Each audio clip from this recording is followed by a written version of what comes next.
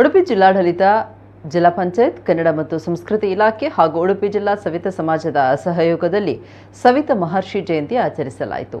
2025ನೇ ಸಾಲಿನ ಸವಿತಾ ಮಹರ್ಷಿ ದಿನಾಚರಣೆ ಕಾರ್ಯಕ್ರಮವನ್ನು ಶಾಸಕ ಯಶ್ಪಾಲ್ ಸುವರ್ಣ ಉದ್ಘಾಟಿಸಿ ಸವಿತಾ ಸಮಾಜದ ಮಹಾನ್ ಪುರುಷ ಸವಿತಾ ಮಹರ್ಷಿ ಅವರ ಜೀವನ ಸಂದೇಶ ಸರ್ವರಿಗೂ ಆದರ್ಶವಾಗಲಿ ಅಂತ ಹಾರೈಸಿದರು. ಸಮಾರಂಭದಲ್ಲಿ ಉಡುಪಿ ನಗರಸಭಾ ಅಧ್ಯಕ್ಷ ಪ್ರಭಾಕರ್ ಪೂಜಾರಿ, ನಗರಾಭಿವೃದ್ಧಿ ಪ್ರಾಧಿಕಾರದ ಅಧ್ಯಕ್ಷ ದಿನಕರ ಹೇರೂರು, ಕನ್ನಡ ಸಂಸ್ಕೃತಿ ಇಲಾಖೆಯ ಉಪನಿರ್ದೇಶಕರಾದ ಪೂರ್ಣಿಮಾ, ಸವಿತಾ ಸಮಾಜದ ಪ್ರಮುಖರಾದ ನಿಂಜೂರು ವಿಶ್ವನಾಥ ಭಂಡಾರಿ, ಸದಾಶಿವ ಬಂಗೇರ ಕುರ್ಕಾಲು, ಗೋವಿಂದ ಭಂಡಾರಿ ಬನ್ನಂಜೆ ಮೊದಲಾದ ಗಣ್ಯರು ಉಪಸ್ಥಿತರಿದ್ದರು.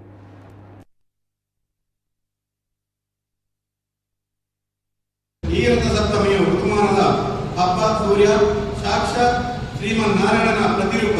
ಈ ದಿನದಂದು ಸೂರ್ಯನಾರಾಯಣ ಉಪವಾಸಕರಿಗೆ ಸವಿತಾಚಾರ್ಯರೆಂದು ಕರೆಯುವರು ಮತ್ತು ಈ ಉಪಾಸನೆ ಮಾಡುವುದರಿಂದ ಬ್ರಹ್ಮವಿದ್ಯೆ, ಮಹಾವಿದ್ಯೆ ಮತ್ತು ಪರಾವಿದ್ಯೆಗಳು ಲಭಿಸುತ್ತವೆ.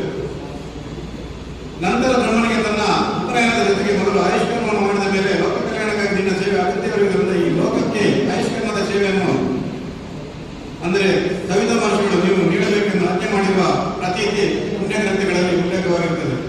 ಸವಿತಾ ಮಹರ್ಷಿ ವೇದಗಳ ಕಾಲದ ರಾಜಋಷಿಗಳಾದ ರಾಜ ಸೋಮ, ಬ್ರಹ್ಮ ಮತ್ತು ರಾಮಮ್ಮ ಬ್ರಹ್ಮ ಇವರಿಗೆ ಸವಿತಾ ಮಹರ್ಷಿ ಆಯುಷ್ಕರ್ಮವನ್ನು ಮಾಡ ಯಜ್ಞೋಪವೀತವನ್ನು ಧಾರಣೆ ಮಾಡಿಸಿರುವ ಪ್ರತೀತಿ ಇದೆ.